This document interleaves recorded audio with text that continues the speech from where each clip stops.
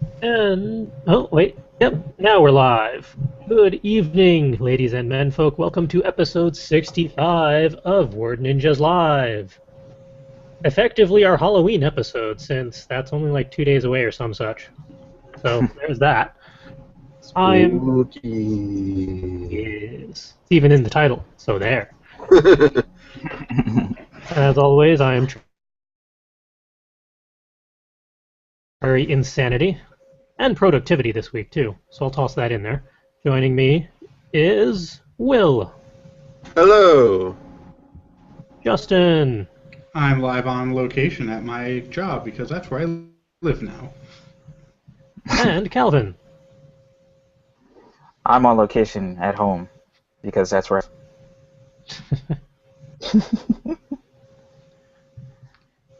All right, let's get this show on the road, figuratively, because I don't want to go outside. It's dark out there. Talkie points. Ooh, spooky. That's why the lights are on. Now that we have Justin back, even though we had to kidnap him from the office, we can have his talkie point. Yes, this talkie point has been coming for a long time, and this is only part 2 of 3 of this talkie point discussion. There will be a third part later when I receive a mystery product that will augment my typewriter even further, and I'll be giving a full review of that next week. Will there be a test afterwards? No, it's the kind of review, like a product review, not like a pre-test review. So we don't have to take notes? No. You could, but that's not going to be very helpful. So, I finally have my typewriter, and I have it here, and I am super, oh god, so heavy, super excited. I'm going to show it on the camera, even though it's extremely heavy. It's a Royal Quiet Deluxe, not dissimilar to the one CJ has himself, except mine is the two-tone version. Both of ours are post-war, late 1940s. And I've been spending the last couple weeks restoring it, including today, which I gave it its second to last final cleaning. And wanted to go over what my techniques were for that, very briefly. And then have other typewriter discussions. CJ, were you interested, now that I have repaired the typewriter and not destroyed it, for me to take a look at yours as well? Yes, but preferably after the convention.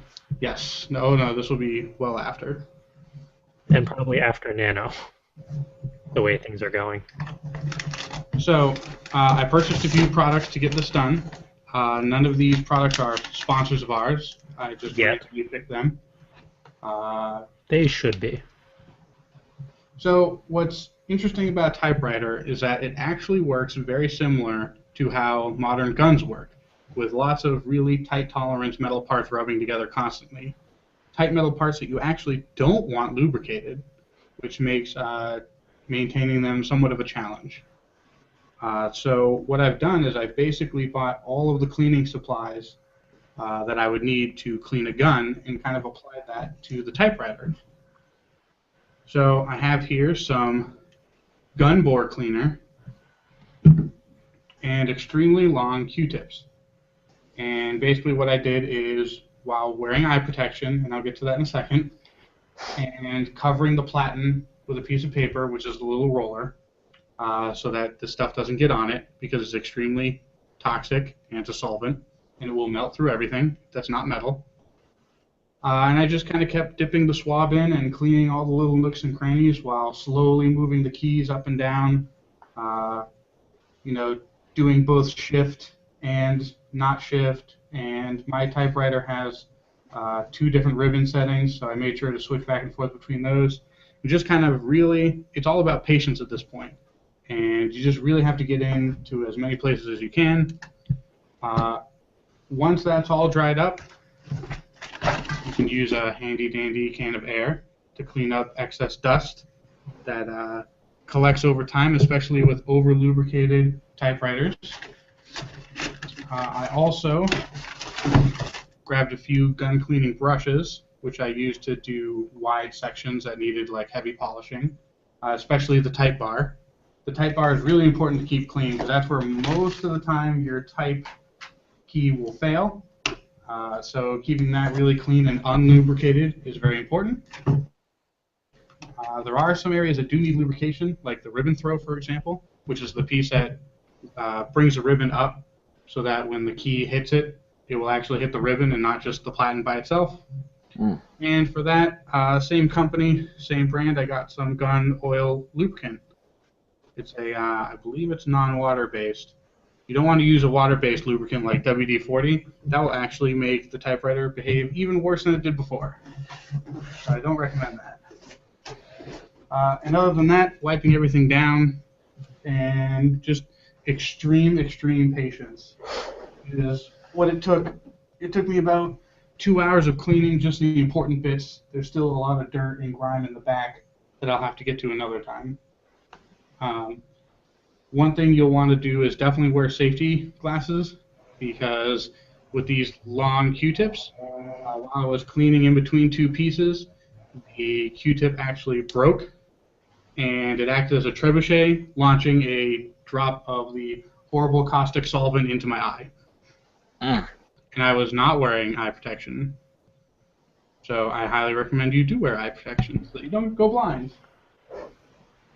Luckily, I have not gone blind. But it did burn for quite some time. I will be posting a full picture tutorial of cleaning a typewriter when I do my second pass, and I'll be posting that on my website once that's up and running. So keep an eye out for that. Other things I wanted to go over, purchasing ribbons. So ribbons aren't quite as hard to find as they used to be now that there's the internet. And I actually found that if you just keep an eye out on reviews on Amazon for typewriter ribbons, you can get typewriter ribbons for most of the really common typewriter brands. And as long as you check the reviews and make sure they're not fake reviews and people have confirmed that, yes, these do work for this particular brand, then you're basically all set. So I just went on Amazon and found something for my typewriter and picked it up. It's a dual color ink ribbon with red and black ink, and it seems to work fine. Let's see, the only thing that's weird, and this is something I want to talk to CJ about, and maybe if there's any listeners that have typewriting experience to weigh in. One thing that I've noticed, and I don't know if it's my ribbon or if I'm typing too hard, but I can kind of see an overlay of the ribbon fabric texture on top of my keys. So like if I type in a 0, I can see a 0, but then I see a faint, almost like a weird pixelation, like a noise around everything. I tried to show it on the camera earlier during testing, but it was my camera doesn't focus well enough to show it, so maybe I'll take a picture of it at some point and post it on my website as well. I don't know if you had any experience with not getting clean letters typed in. So it's if you press like the 0 key, the 0 mark will actually show up, but then you'll have pixelation around it. Yes. It almost sounds like you're pressing too hard, or maybe the paper is a little too, or not stiff enough maybe, because it sounds like the key's going through the ribbon, through the paper onto the platen, and it's just kind of balancing out. Like if you use a stamp on a piece of paper, like an ink stamp, and you press too hard, and then you'll get the little extra stuff on the edges. So maybe the roller itself is a little too loose or soft. Maybe it's not stiff enough or something weird, or maybe you're just slamming it down like the Hulk a little bit too much. Well, it's interesting. The difference between like a regular stamp and this is that the ink ribbon touches the paper directly.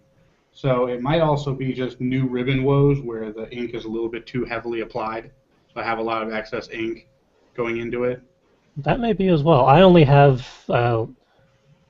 non-branded ink ribbons that I got. They're possibly even re-inked for all I know, because there's no markings on the packaging whatsoever. So that may be why I'm not having those issues, because they're already a little drier than what you have. Yeah, it's definitely the texture of the ribbon itself. So I don't know if the ribbon is just has like a higher thread, like a thicker thread count. Maybe. So I don't know. It's a conundrum, but luckily it will be a non-issue soon, and I'll talk about that next week. We look forward to it.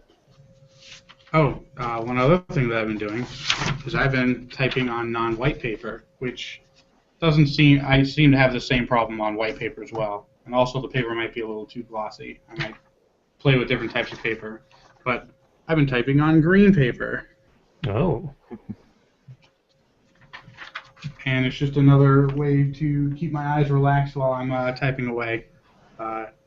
Since the reason why I got the typewriter in the first place is so that I don't have to stare at a bright screen for too long.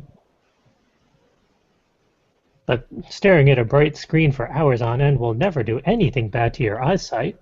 No, definitely not. And it definitely doesn't keep me awake from all the color spectrum that enters my brain. Nah, that would be unheard of.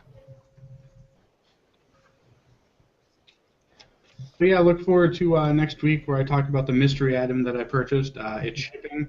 Hopefully it'll be in by Friday before Nano, but I fear that it's not going to be until Monday, which is going to make Nano a lot more difficult.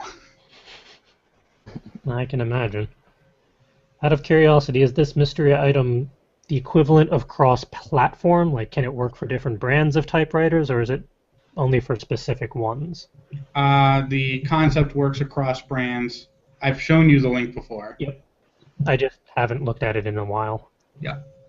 Because I'm thinking my Smith Corona Galaxy, it's not going to be used for anything convention or company-wise. So it might be worth playing around with that one. Mm-hmm.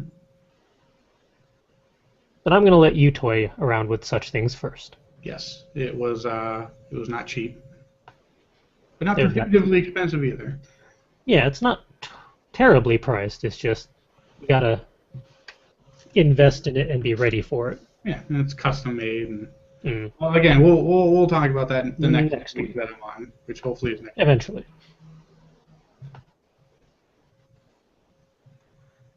All right. I guess it's time for the next talkie point, which is a dual leader talkie point. Ah, yes. This one came about because Calvin and I had an excessively long drive on Sunday. And as we do, we tend to get talky when there's excessively long drives and absurd amounts of traffic that Justin managed to bypass entirely because he left about 5 minutes before us. Also, I took a completely different route. Yeah, there's that too. But yes, the next talkie point is something that we bantered about a bit because it's relatively relevant lately. The whole concept of family values in, for lack of a better term, TV sitcoms, it kind of expands a little bit beyond the traditional concept of a television sitcom because we have other examples in there, but the whole concept of Family Guy versus The Simpsons in regards to family values and how TV sitcoms have let that degrade over time. Because the initial one that we thought of for like proper family values is the Addams Family, which is semi-relevant for the Halloween season, but also because they actually had proper family values. Whereas Family Guy, not so much. It's just general dysfunction all around. Yeah. And then that led us on to like a 40-minute discussion of figuring out how we went from the Addams Family to Family Guy. In terms of both, not just in terms of crunchy, but in terms of values just going, it seems to be like a steady downward slope over the years. Well, I have a hypothesis about this, and I don't know if you guys came up with your own hypotheses during your drive. But one thing that I thought of when I was reading this topic was that where the comedy is coming from is very different than what it used to, 20, 30 years ago. Uh, it's ironically become less of a sitcom world and more of a character com world. And the best way to get cheap laughs from a character is having them be a bubbling idiot and getting into all sorts of trouble and harassing other people. And it's sort of just a reflection of how our society overall has slowly been degrading. Uh, your example of the Addams family, I remember most of the comedy was from the situation and how absurd it was. And that was all nicely wrapped up with some sort of lesson about tolerance and dealing with people that are different than you. It was actually pretty ahead of its time in that respect. Hmm. But then you get to things with, like, Family Guy and Married with Children, where it's basically just the comedy comes from people being dumb and harassing each other. Which is fine. There's, if it gets views, it gets views. Can't really argue with that. The obvious exception that proves the rule would probably be Modern Family, Good. which I think is a return to form. That was a sitcom that did come to mind after the fact. Like, it's a perfect combination of family values and general everyday dysfunction. Like, there are a lot of defective characters in that show, but no matter what, they do end up ultimately banding together. They always have their values intact, though albeit often skewed at times. But you do have the family values that almost does harken back to, say, the Addams family, but in a different way. Yeah, I think if I think back to Family Guy, I think a lot of all the characters are basically individual characters, and some of them happen to live together in the same house. You don't really get a sense of family at all in the show. American Dad has a lot more family involved than what Family Guy has. And The Simpsons obviously is still fairly family-centric, at least Right. the episodes that I used to watch.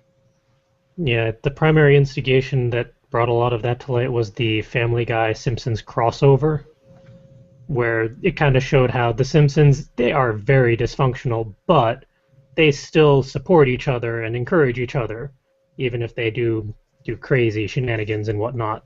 Family Guy, there are certain characters, like Meg, where they're just the butt of every possible joke. There is no redemption for that character ever. And they continuously drive that point home, to the point where it's a little detrimental, or very detrimental, really, because it's effectively an abusive relationship, or all that I've seen of the various episodes. What's sad is it didn't even start out that way. If you go back to like season 1 and 2, they aren't really that bad around each other.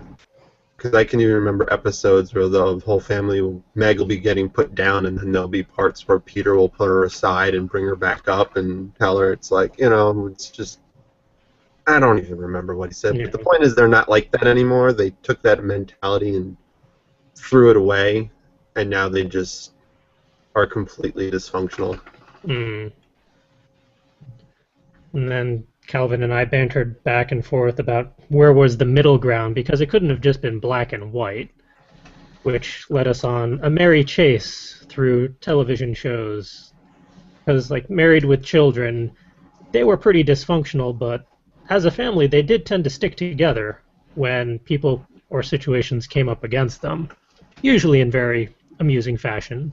Right. Same with Malcolm in the Middle, although that's a little more modern. They were incredibly dysfunctional, but they always managed to hold together and show, for the most part, generally decent values. And Fresh Prince. What was that? Fresh Prince of Bel-Air.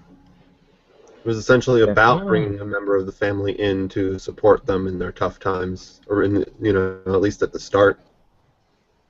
Surprised we didn't come up with that one. Yeah, no. Like, there's quite a few to choose from. Hmm. We could just straight up go through the old TGIF family sitcom list.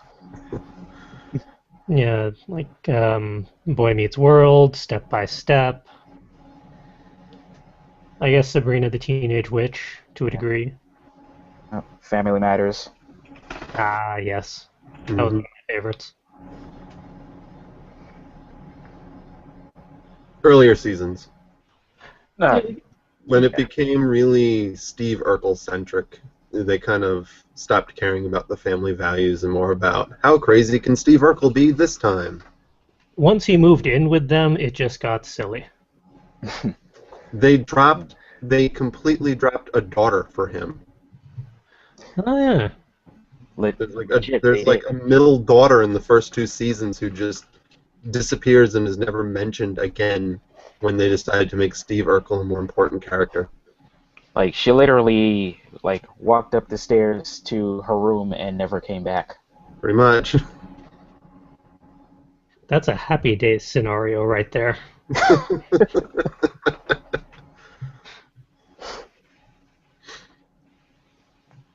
Probably some crazy ones like Alf. Or, I forget the name. What was the one with the Bigfoot? Harry and the Hendersons. Harry and the Hendersons. And dinosaurs. That one had a sad ending. Yeah, it did. I don't remember how that one ended. Please do not tell me. Don't. I won't. Yeah, I could, but I won't. Don't tell me. We'll forget those last few episodes. Yeah, those don't count. Someone basically decided to turn the end of the series into a forced speech on the effects of global warming. That's a good way of putting it. There's actually a newer series, cartoon sitcom out that's kind of going back to the family values centric. That's a bit redeeming from like the Family Guy. I don't know if any of you have seen much of Bob's Burgers. Yep. But a couple episodes here and there. They've been very family centric. I've seen them compared to Family Guy a lot in that a lot of similar starting personalities were kept, but then the family actually supports each other.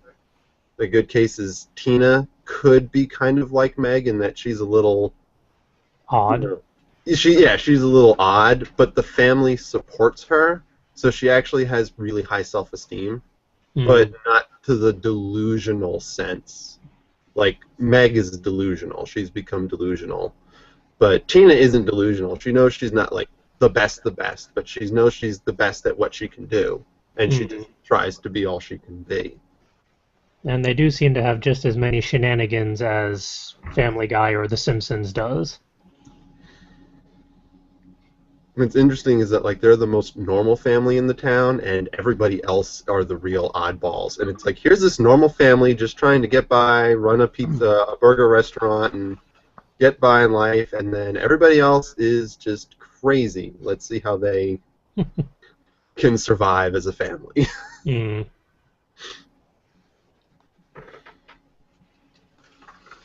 So maybe not all is lost. Maybe we're seeing a return to family values, or at least to the late 90s eras. Because Addams Family, part of it is definitely what people think about family and what family should be, and it's changed a lot over the decades. Like, Addams Family was... When did that come out? 60s? Yeah, Addams Family was 60s. Yeah. So, that was a long time ago. One of the things that CJ and I talked about in that conversation was Like the possibility that a lot of these family sitcoms, like Justin mentioned earlier, are like indicative of the modern family and the fact that dysfunction is like no longer, I can't say frowned upon, but dysfunction is more acknowledged these days. But Yeah, the concept of a traditional nuclear family, it doesn't really exist anymore. And that's actually kind of a good thing. like there's really no such thing as like a perfect family. Families go through strife situations, good times, bad times, things in between. But do you guys feel like a lot of these like modern family comedies have gone too far in the direction of dysfunction, or do you think in the case of Family Guy, that's just like an extreme example? I'd like to think that Family Guy has become an extreme example because whatever roots they may have started off with have been lost. And that Very much. crossover episode really drove it home. Mm. Hopefully, So- their writers see that and can slowly work towards rebounding. We'll see about that. It's unlikely, but it would be nice to hope. There are times where South Park has better family values than Family Guy. You laugh, but you know it's true. Yeah, That's why I'm laughing.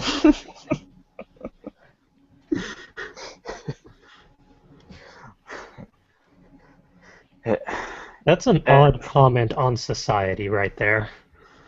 And just look at the episode where Stan was getting bullied, and his older sister, who bullies him more than anyone else, actually came to his defense. That was South Park. That was family bonding.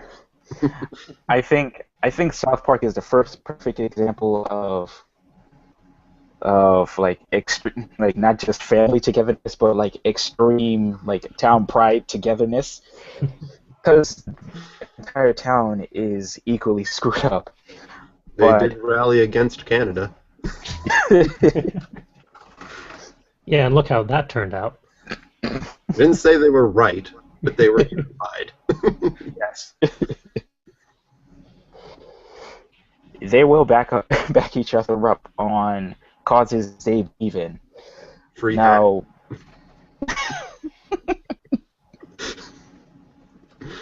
God. Oh, I forgot about free hat. Oh God. Don't free hat. Don't free hat. That poor lady.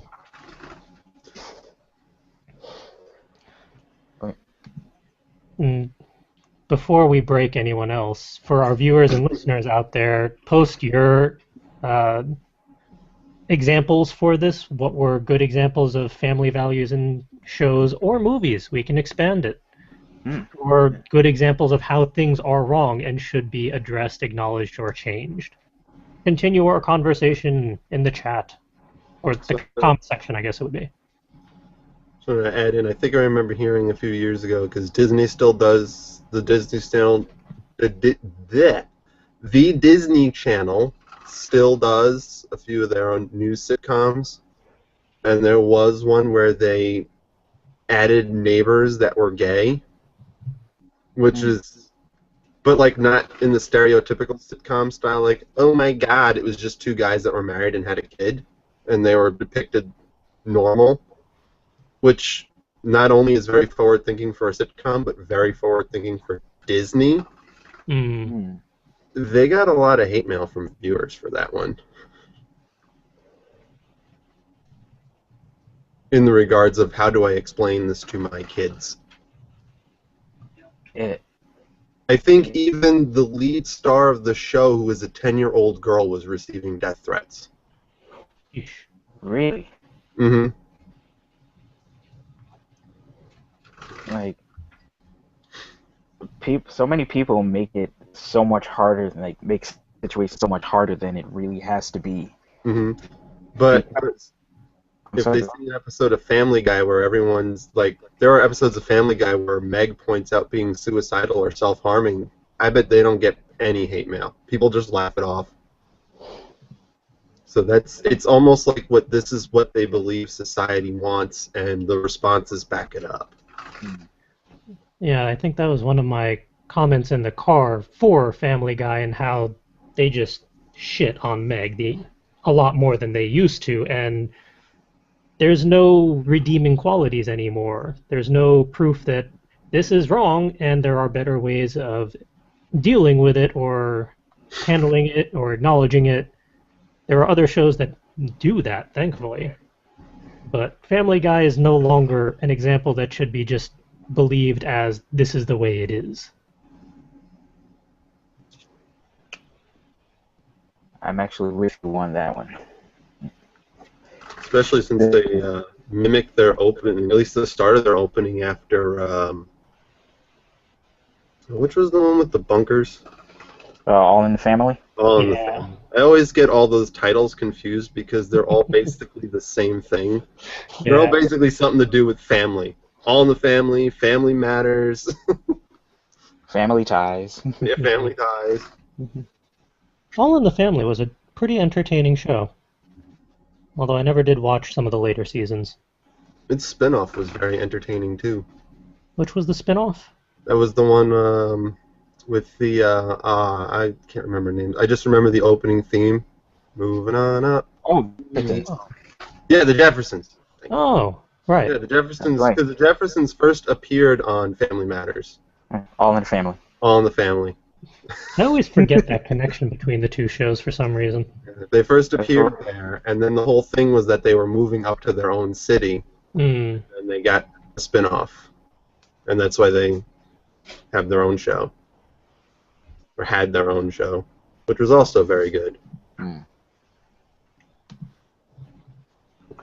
Another great example of like dysfunction tied together with togetherness. Essentially, both were the exact same thing, except one was a white family and one was a black family. All right. Because you basically had a husband who was essentially like old world racist. Racist in the sense of this is just how I was raised. All right. Mm. And then the wife that's like, just stop being stupid.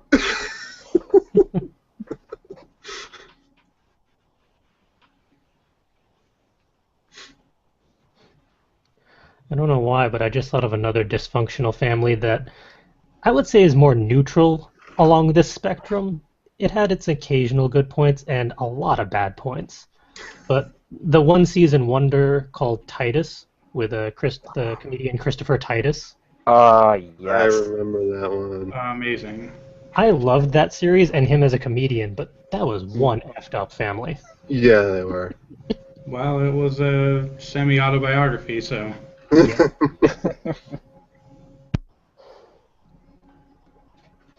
Where does Home Improvement fall on the line? I watched that one a lot as a kid. I would want to say closer to Addams Family than Family Guy because they Yeah, way closer. they seem to actually have decent values across the whole family. Yeah. Or at least they were addressed. Yeah, they were addressed. When anything went wrong, it was pointed out, and it's like, this is wrong. At least the last few seasons, it got a little rough, though. But earlier on, yeah, that was pretty good.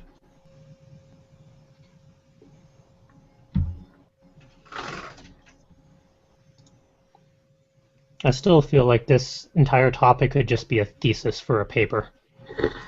Probably. There's so much that can be said about about this topic. It's so many examples over the decades. This is probably going to become a passive project over time to try and map as many of these shows and examples as possible. Because it It is also makes you wonder what exactly defines a family. Yeah, the definition of family definitely has evolved over time. Now we're getting philosophical. Or nuclear families. True. If they don't glow in the dark, they're not nuclear. Exactly. There you go. Sorry, nuclear.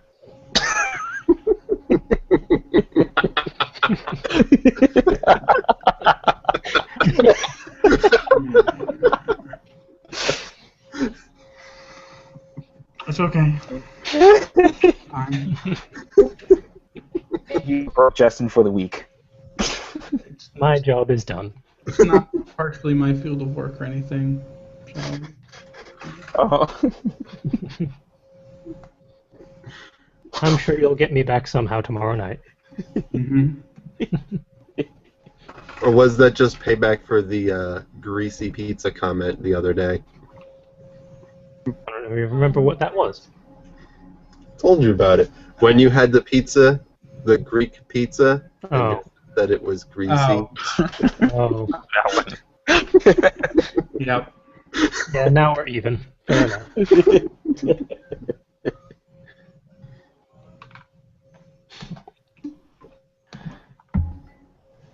Oh goodness, I need to sort. Top comments is the worst freaking default feature in comments. Good lord. We have a lot of comments this time around. Trying to catch up a bit from the typewriter conversation. Gildarts Winters says, very apt analogy, typewriter as a gun. For words are an author's ammunition. Mm. Nice. And he also loves the film Addams Family Values, Christina Ricci's greatest performance as a child actress. Yes, I'm going to have to agree on that one. Boy Meets World was a great show. My favorite part was the two-parter where Topanga runs away to be with Corey. I only vaguely remember that one, but it was good. And the second is where Chet dies. I don't remember that one. Actually, I remember that one. Cool. I think I've heard rumors that they're going to make a new Boy Meets World about their kids. It's They Girl already- Meets already- World, and it's started. Yes, okay. And I have yet to watch an episode of it, but I am still intrigued. I've seen the first episode.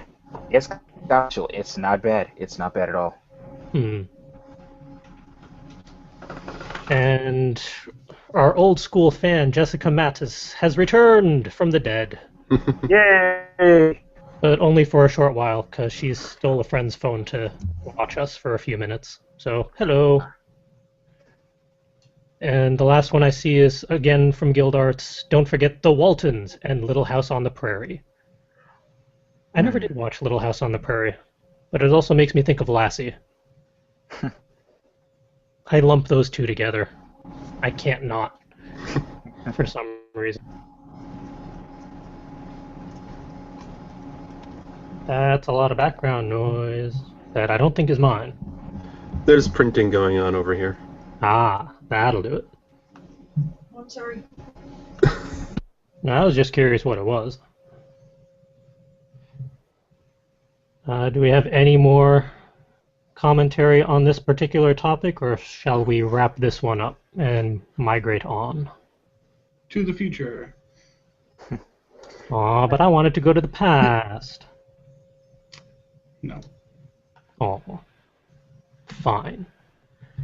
I think we've spoken our piece for now about this topic. For now. There's plenty more we can talk about. We can always come back to this one. Yep. If we're not careful, we'll get really nostalgic. Yeah, That's way too easy. I was getting close. We've seen a lot of television shows between all of us. Mm-hmm. All right. Next topic.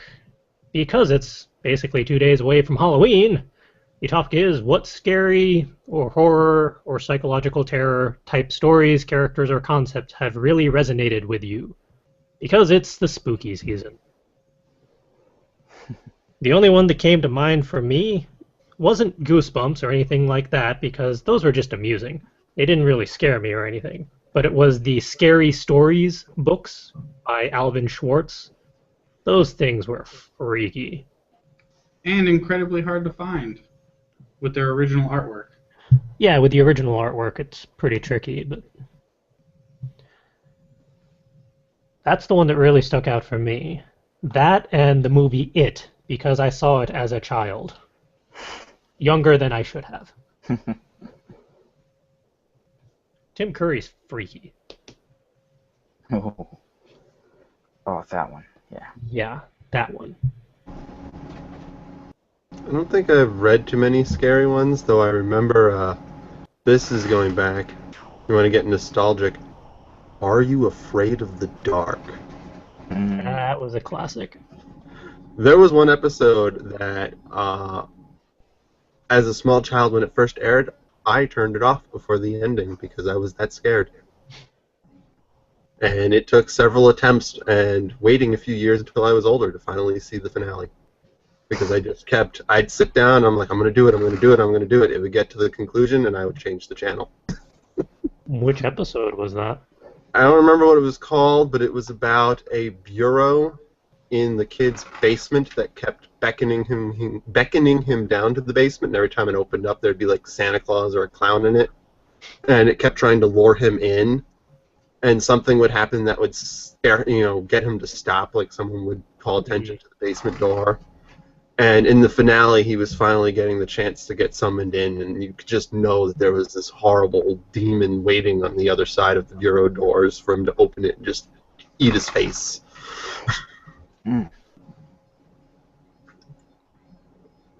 But there were a lot of Are You Afraid of the Dark episodes, with the original cast at least, that were really good. Really well written. I will say that the theme song, or like the opening thing for that, was nice and spooky. Mm-hmm. That was nicely done. Are you guys done talking about your PG horror?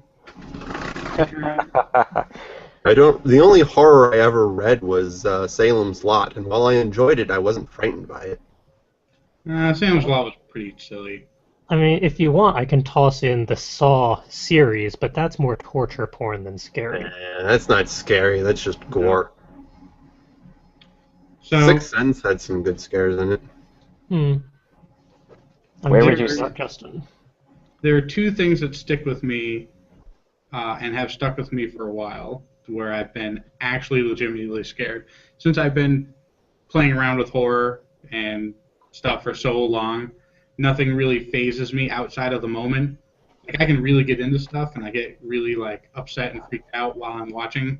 But then when it's over, and I return back to normal. I don't get scared later about the same thing, even when I was a kid. The one thing which has upset me the most and has kept with me almost, I don't know, when did Saving Private Ryan come out?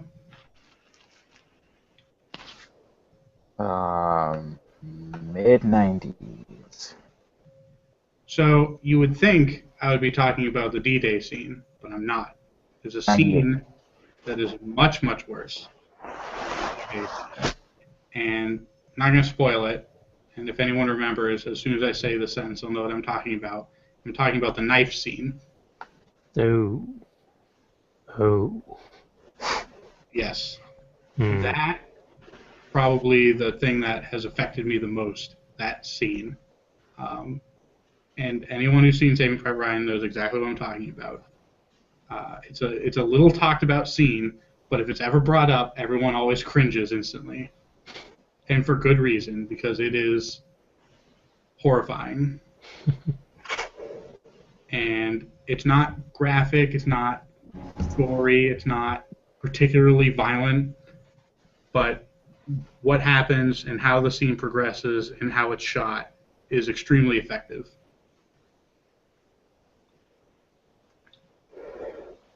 I've never seen Saving Private Ryan, but I may have to check this out. It's one of the few movies that I own. So you're welcome to borrow it. Oh, You sweet. may have to find a regular DVD player. I don't know where you would find that. Oh, I got a regular DVD player. If we're going movies, I can go for the stupid scare that shouldn't have scared me, but it did anyway, of the horrible movie Goblins 2. That one was just stupid. It wasn't good then. It didn't hold up. But the ending, near the ending, where a particular character gets eaten by the goblins in the shower and everything is just green and blood, that one messed me up for 2 weeks back in the day. That was freaky for some reason. Ooh, actually, now I'm getting a bunch more that I'm remembering. That you blocked out I had one previously. like that from a surprising source. Hmm. Batman Returns. The scene when Selena Kyle wakes up as the Catwoman and returns to her apartment and goes batshit crazy. In particular, the scene where she jams all her stuffed animals down the garbage disposal. I still don't like garbage disposals because of that scene. I'm just afraid of garbage disposals because the one we had at U-Haul had freaking screws in there that I tried for like a year to get out, and I was always afraid it would, trying to go in there, I would trigger it accidentally. We usually I have remember. an external switch. Yeah, but still. Yeah, this is Yuha. You guys also needed a pair of pliers to turn on one of your burners. I don't Hey, want to it talk about worked. that. I'm still mad about that. I'm sure it's not fixed yet. Which sucks for them because we took the pliers. Mm.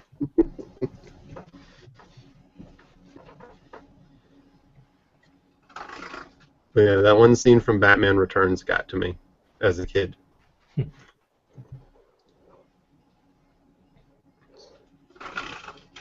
Random question. How did anybody here watch Tales from the Crypt?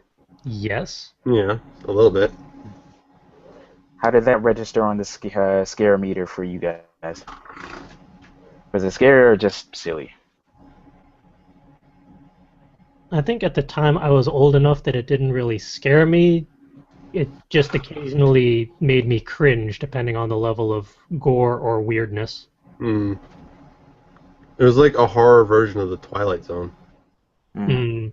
Mm, another fantastic series. Although Mhm. not really scary, just weird. Yeah. I think the Twilight Zone was just supposed to make you think. Mm, and that it did. Mm. There's something on the way. Yes, I know he doesn't actually say that in the movie, in the show. He should have. Another one of those popular quotes that were never said.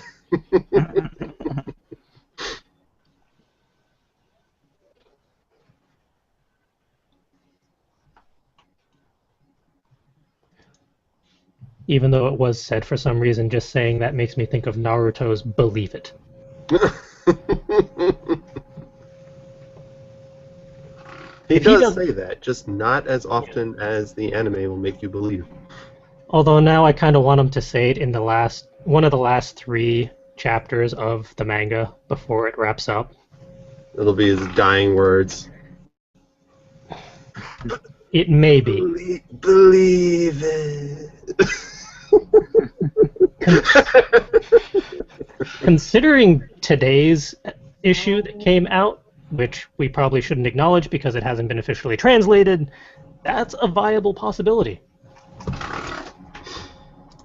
Before we get too off track, Too late. I was looking at movie remakes because there was 2 movie remakes God. that there were scenes where they were really well done. So, did any of you see the remake of The Crazies? Never heard of it. Not even the No. original. Okay, well, for those listening, the flamethrower scene bothered me a lot for a while because it was so sudden and jarring. I thought it was very well done.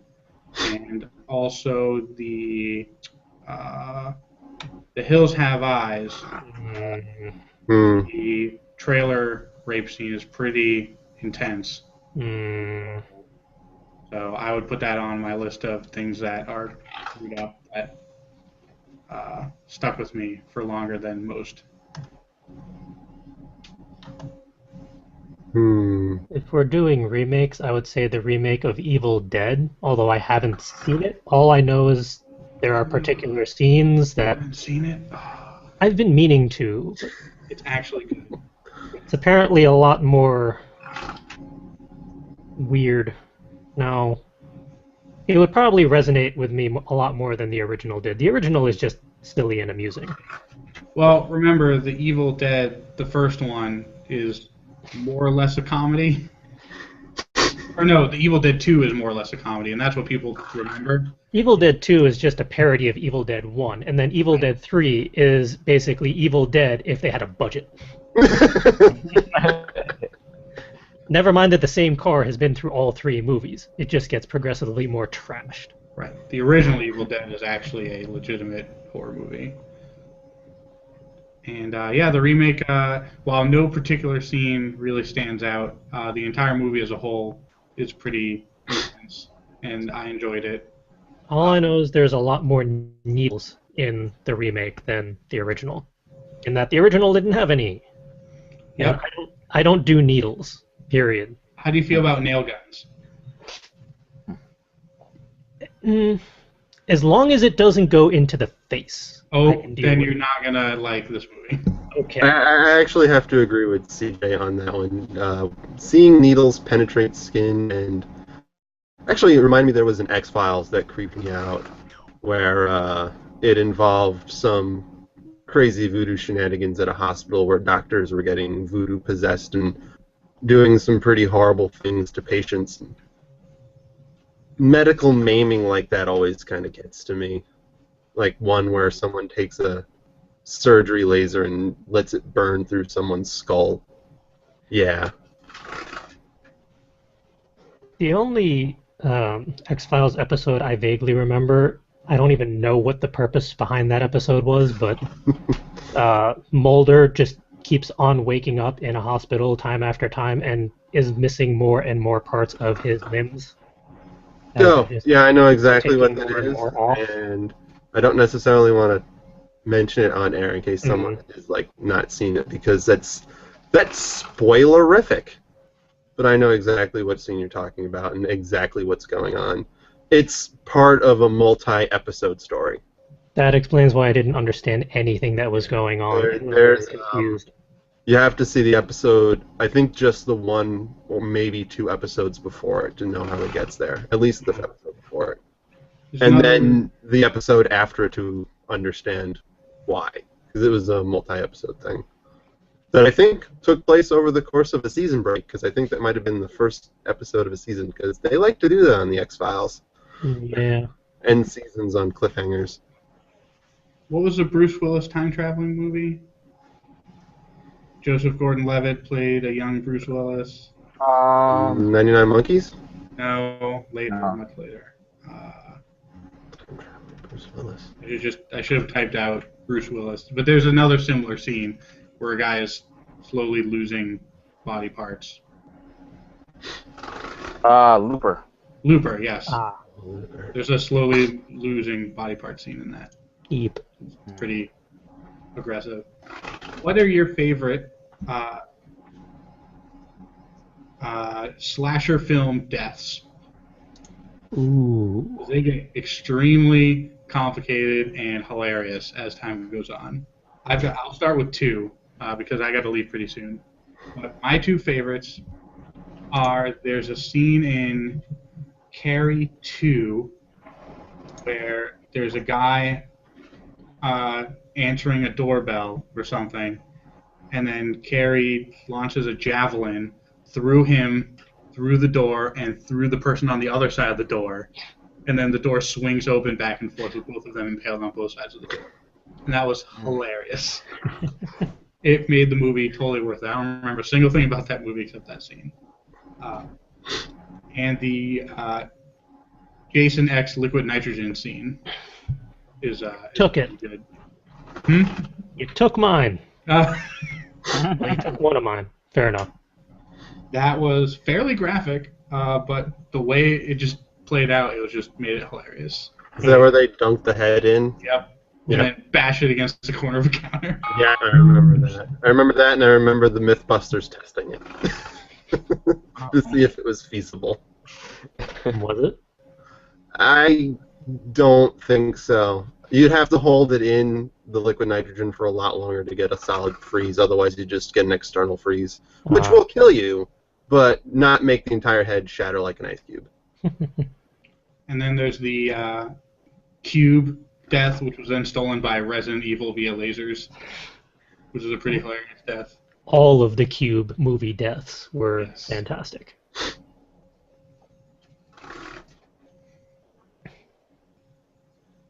I'll also take one from Jason X. Basically, when they put him in the virtual reality world, whatever they called it then, to try and buy some time, and they put him in a camp scene with sexy co-eds, and all he does is just, they're in their sleeping bags for whatever reason, and he just takes the sleeping bag and beats the other one with the sleeping bag. And oh yeah, I remember that. That was funny. That movie is a guilty pleasure because it's just so bad. It was entertaining. I think it was self-aware enough, which made it entertaining. Mm-hmm. I also appreciated that it had characters from Andromeda, and the captain from Andromeda was the robot in the movie, and the robot from Andromeda was just a regular character in the movie, so they kind of swapped.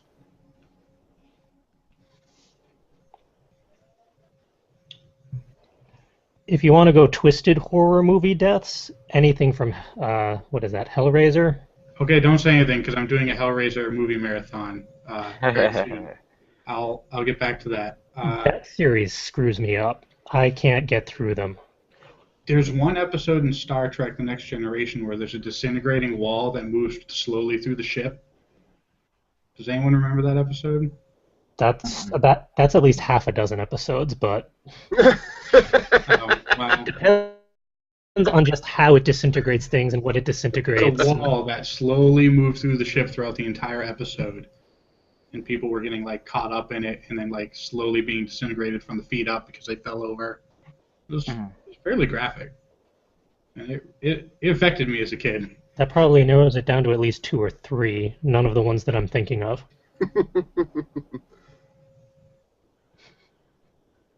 Oh, if we're going with not slasher films for gory endings, the ending to Who Framed Roger Rabbit. Both that when he wasn't got cool. run over by the steamroller and with the dip. Yeah, there was a lot of eye trauma in those last couple scenes.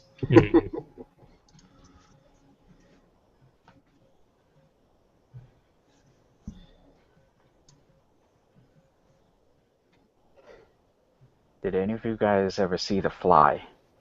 Yes. Yeah. Oh, I think I know that. Yeah. The ending.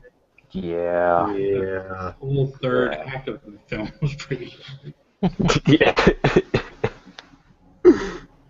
Oh, has anyone ever seen Dead or Alive? No, not Dead or Yes. Alive. Dead Alive. Dead Alive, thank you. That is Peter Jackson's first fantastic. movie. Yep, the lawnmower scene is brilliant. The claymation at the end was a little. Excessive. It was pretty bad. But the lawnmower scene, I could watch that GIF over and over again all day. The only part of that movie that I had issues with was the dinner scene. That got a little messy. Yep, lots of blenders involved. And God only knows why you would take that baby out into the world. Mm-hmm. Here's an interesting fact. Peter Jackson directed that film. Yeah, it was his first. That was his debut. That was his directorial debut. Oh, cool. And I'm fairly certain that the final scene had more fake blood than even Evil Dead did. It was like absurd amounts. Well, I don't know. The lawnmower scene was like 2/3 away in the movie, and that was where it was a lot. Yeah, but the final scene with the endgame version of the mother. Yeah. Yep. all pretty screwed up. There was a CSI episode that took place on the set of a slasher film in production where all the deaths were slasher film based. That one was pretty good. Especially finding the lead actress's head jumbled in with a whole bunch of fake replica heads that are used for her deaths in the movie. And no one knew where she was because she was buried under the fakes. That's pretty clever.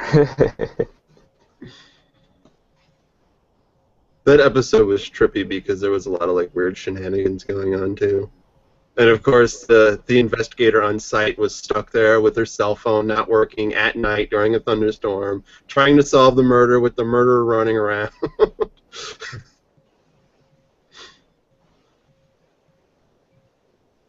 It's kind of amusing that no one has mentioned the Scream series yet, or like Final Destination or anything like that. I never saw Scream. I did think the earlier Final Destinations. I think the first Final Destination was the only really good one, and then they went downhill after that. But there were some good, gory slasher deaths in those. Good. The first one had good unexpected deaths that you didn't see coming. I remember one. I think it was in the second one where a woman was her car was wrecked because there was a big accident. She was in the driver's seat alive. And there was a big pipe that had been impaled. It went from the back of the car forward, and it stopped inches behind her head, right? But she lived. So she's sitting in the driver's seat, and the paramedics are there, the firemen are there, and they're trying to use the jaws of life to get the door open because it's jammed. They slam it into the side of the door, and her airbag goes off. Oh.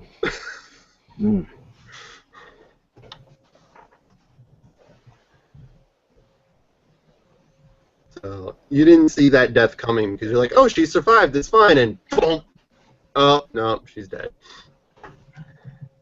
Out of curiosity, has anyone else seen The Descent? No.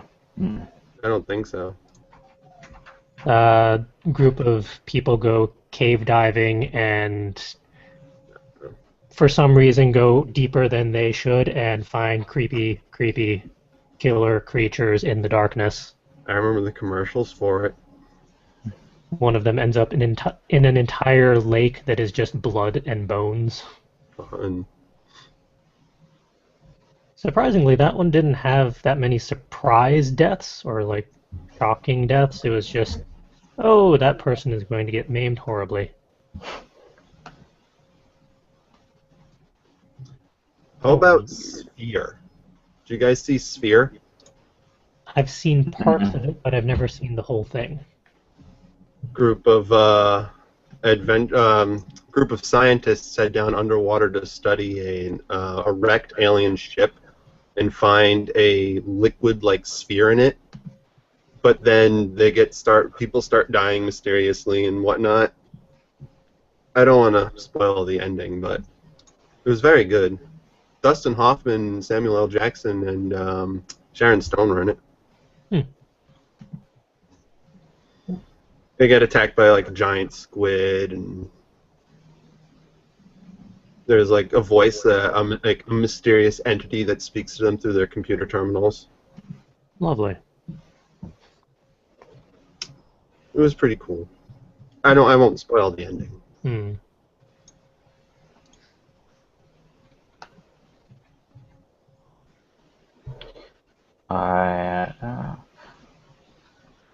Looking at our comments, Gil mentioned it seems the Christmas Carol where Scrooge was alone in the grave about to die and begging for mercy.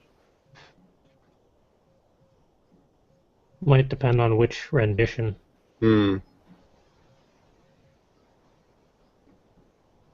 it was pretty creepy and Scrooged when he was trapped in the coffin in the incinerator. He had the flames kicking at his feet as it burned through the coffin. That's pretty intense. So many of these movies I watched so long ago that I don't remember what happened in it. People die horrible deaths. The end. There's a lot of good, horrible deaths in a lot of the old ones, like Friday the 13th or Nightmare on Elm Street. And Friday the 13th was mostly just death by machete.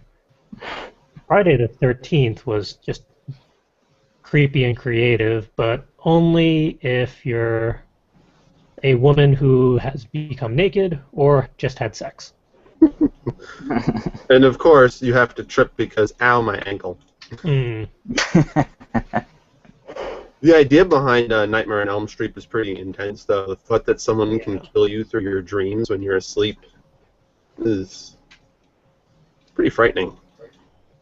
And the thankfully one-shot crossover movie, Freddy vs. Jason, That movie was hilarious. where that was a nice setup. So they had Jason causing a ruckus, but then people thought it was Freddy, giving him more power. Which was kind of true. Yeah. Freddy woke up Jason because Freddy only works if you're afraid. So he sent Jason out to make people afraid, and since it's where Freddy usually attacks, they were afraid of him. Mm. So they were powering each other, and then of course they had to fight each other in the most ridiculous horror slasher monster duke off ever. Ever since Alien versus Predator. I don't acknowledge that movie. Again, interesting concept that the Predators use the aliens as training. Mm. Why on Earth is a little questionable, but Because reasons. mm. If we want to expand to other media, there's also Freddy vs. Jason vs. Ash from Evil Dead. No. So you also have Freddy, you have Jason, and then you have the Necronomicon causing shenanigans throughout an entire graphic novel series. That one was actually pretty good, the bits that I read. Although I don't know how it ended up. I've seen lots of games lately that have been scary. People have been talking about the Resident Evils and the Silent Hills. Mm. Jump scares are all the rage right now with like Slender and Five Nights at Freddy's and Outlast. And some old school ones like Amnesia and interesting ones like Among the Sleep. Mm.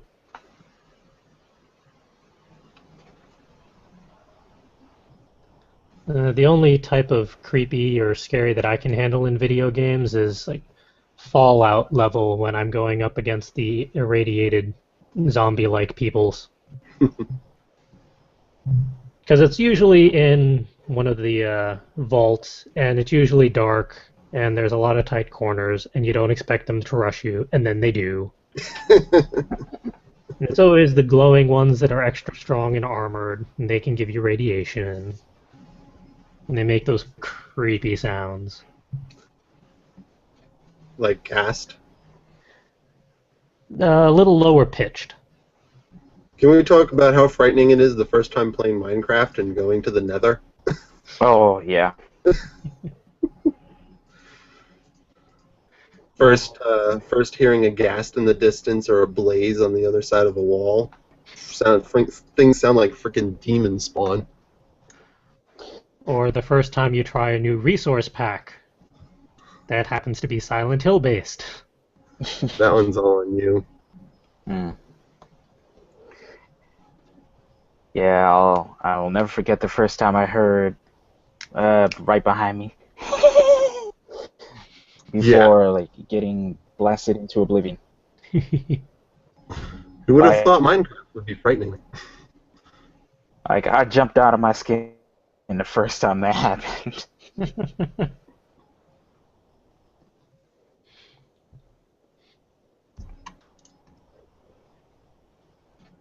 So many ways to scare us. And Mm. most of the time we do it willingly. Mm. It's no fun being scared unwillingly. Mm.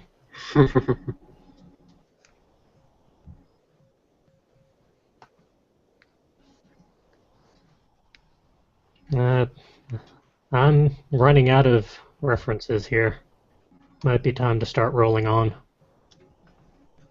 I think the point is there's plenty of ways to get your scare on this holiday season. Mm. Post in the comments what various media or other stuff has either scared you or creeped you out or really stuck with you. Continue our What's conversation. really frightening on Halloween? Mhm. Only 2 months to Christmas. Tell that to retailers. Oh, Gildart's mentioned the prom scene from Carrie. Yeah, that was a classic. And also, he mentioned the episode where somebody chops up a family's Christmas stuff, and in turn, oh, wait, is that kind of a spoiler? Should I read the rest of it? Whatever. Go ahead if you want, but it's a semi-spoiler, but it's CSI, so from a little while ago. It turned out to be the young girl who hired a couple of guys to kill her family. She had been a rape victim via her stepfather. I remember that episode. That was specifically a Halloween episode. It was a good episode.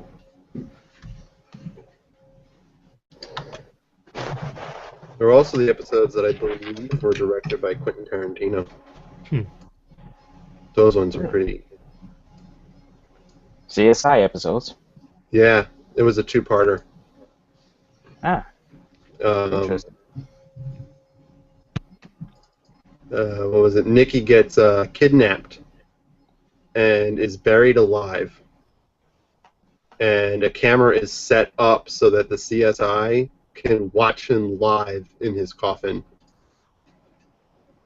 And it's a 2-part episode where they have to try and find him and get him out before he basically goes nuts and dies. You guys are still talking about CSI? We actually went a full circuit. It came back. But I think it is about that time that we migrate on. We can continue the conversations in the comments section with our viewers and listeners. You know, it never occurred to me to engage our audience in the comments. You should. They're very entertaining. Yes. I could comment on comments. All right. I'll think about that. All right. The next segment is the highlights reel. And we have a very interesting little thing to show you this week.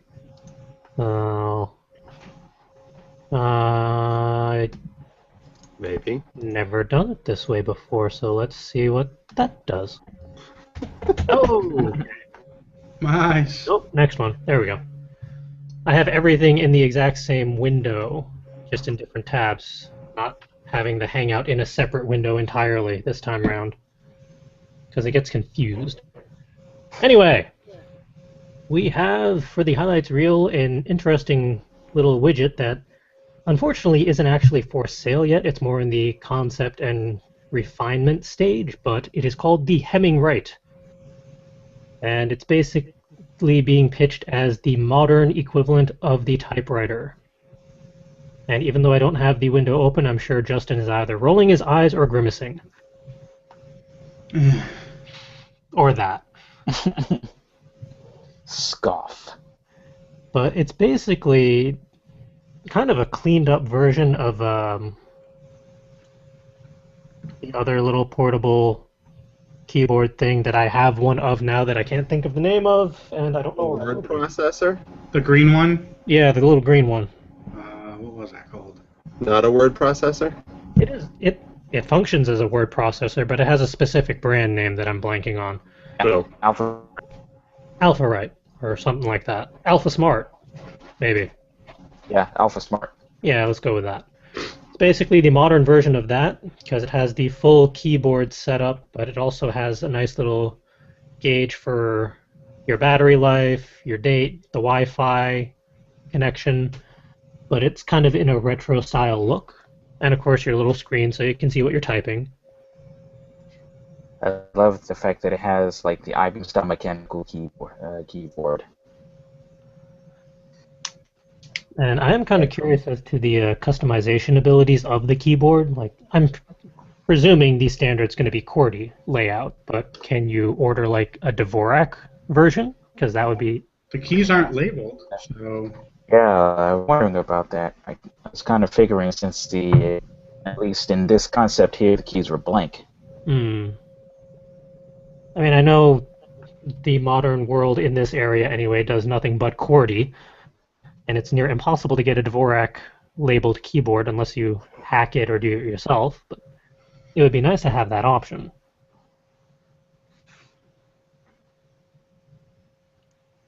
I think the prototype version, which I can't expand, has some sort of writing on the keys, so it's kind of hard to tell.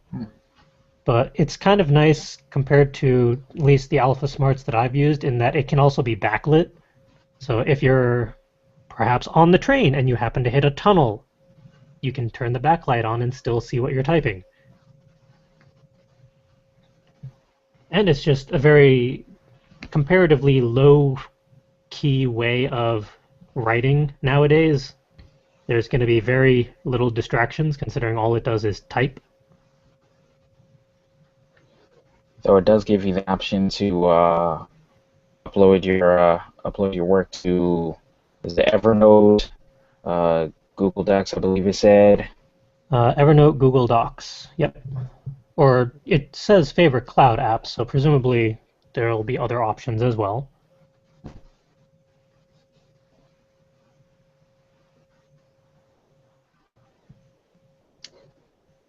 And a projected 6-week battery life, which is even better than my Alpha Smart or even my Kindle. So that would be really nice. I could use the thing for the entire month of Nano without having to charge it up. And considering the weather we happen to have in New England each year around this time, that would probably be useful. I'm going to need brighter candles. And one thing that I noticed that, I don't know if it's just a trend or I'm blanking on the word, but I've seen it in a lot of articles I've been reading lately for various tech things that the Cherry MX switches are like the thing to do or the thing to use. Coincidence. That was the word I was thinking of. But it's interesting that they specify that. I think Cherry MX is like the gold standard in mechanical keyboard switches. They have quite a few versions of the Cherry MX. I believe they're like all the ones that are have been different colors for names. Like you got the Cherry MX red, blue, clear, and each one has a different feel to it. So one might be particularly clicky, one's more responsive. Like it all depends on the kind of feedback you're looking for when you press on them. Interesting. I'm looking forward to once this is actually publicly available, or they can at least price it out for purchase, considering it is still in the development stage at the moment. But it definitely hits a lot of interest points for me. And I'm curious to learn more when more to learn is available. Which is why I actually did subscribe to their information at an earlier date. And you should do so too if you are also curious about this thing and see how it progresses.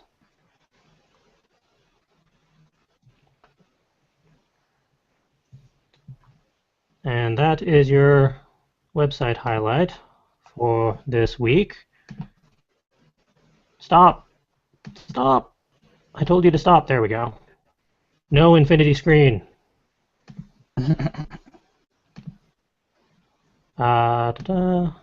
Justin, do you want to take the other link, or shall we just hold on to it for now?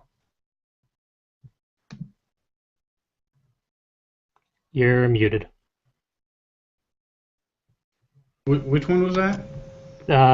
The Kindle Scout link that was yours from several weeks ago that I know nothing about, but you mentioned at some point you wanted to talk that's my about. link. I was wondering if that was my link. Let's hold off on that so I can look at it again and then have something more to talk about. Fair enough. We shall tease it for another week, which means, oh, since that was the only other highlight, it's time for Muse Food, which means I go back on screen share. What if I were to tell you I wanted to pause Muse Food and talk about one other thing as a group first because I have to leave soon? Always messing with things. Go ahead. Okay, so frequent listeners of the podcast know that there's a segment coming up where we talk about 3 productivity and or things that have interrupted our productivity. And as I was perusing the list of everyone's, I noticed that we all have one that's exactly the same. Just differently worded. Slightly differently worded. So I figured we could talk about that briefly before I have to run off into the abyss. I guess. But that means that you have to kick off the conversation, since you brought it up. Well, while I don't necessarily have a problem doing that, I wasn't sure how much you want to reveal this early on. We've teased a lot already, here and there. Use your own discretion.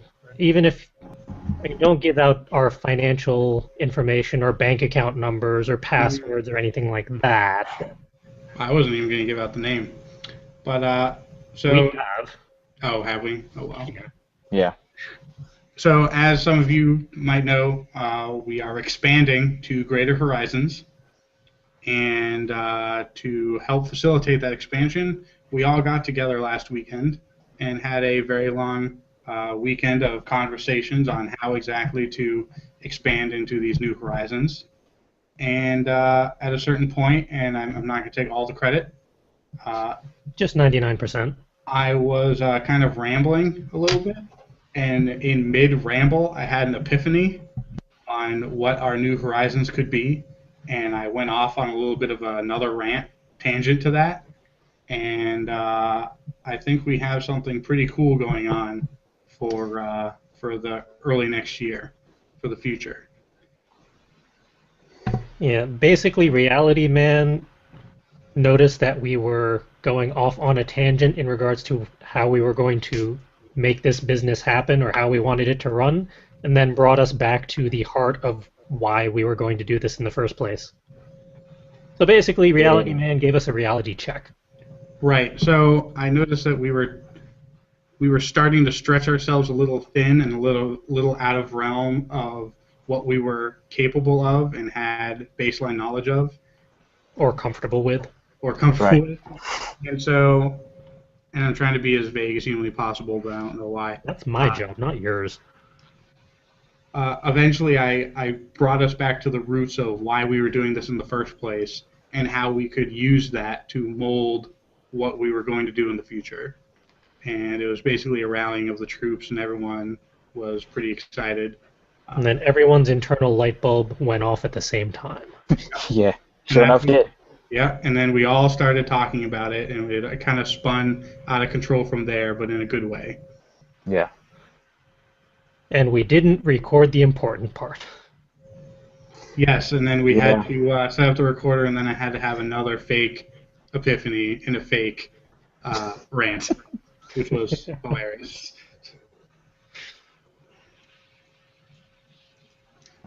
I'm still kicking myself about that one. But to our discredit, had I actually set the recorder beforehand, that epiphany never would have come. Yeah, maybe. Probably not.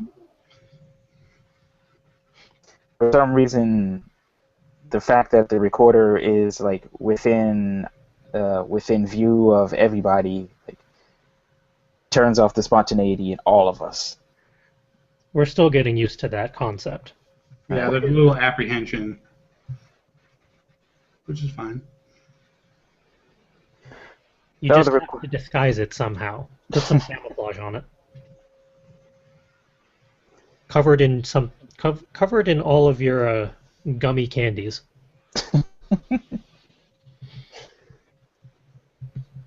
Painted up as a giant gummy.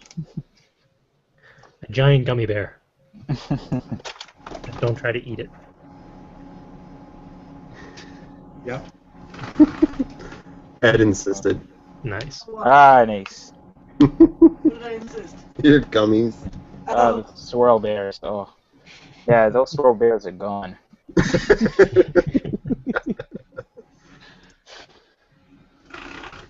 Yeah, that was definitely one of the best highs for the week. Across the board, it seems like. Yeah.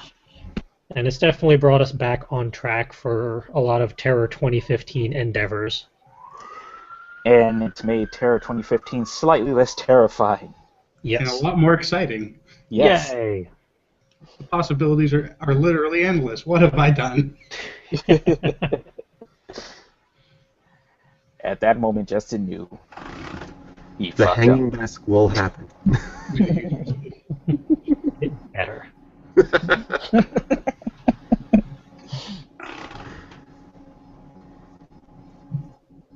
But yeah, that was a definite high for the month. At least for me, anyway. Mm. Yep. For timekeeping's sake, I'll let Justin continue with his highs and or lows before you have to run away. And then we might as well just roll through the rest of that segment and do Muse Food after.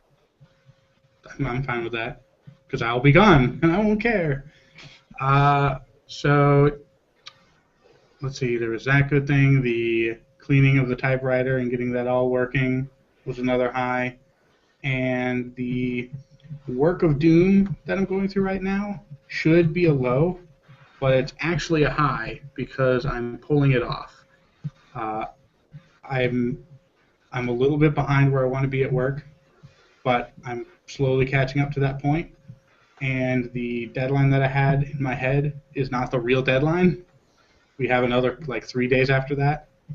So as long as I keep pretending that the deadline is Friday and not Monday, then it's going to keep this train rolling. And I've only had one day where I was super stressed out.